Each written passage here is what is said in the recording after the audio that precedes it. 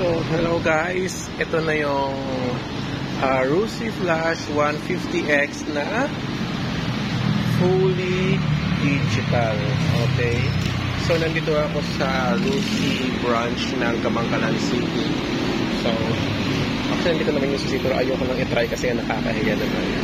So, as you see, fully digital na siya. So, may mga video nito sa YouTube and then also some other social media platform na nagpapakita na kung ano yung display talaga dito. So, ito.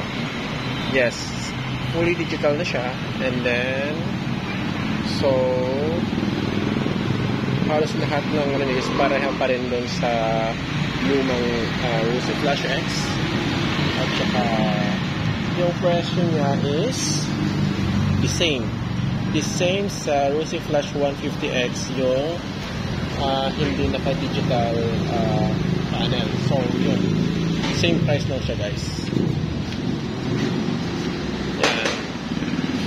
Ito yung Rusi Flash X 2025 na fully digital.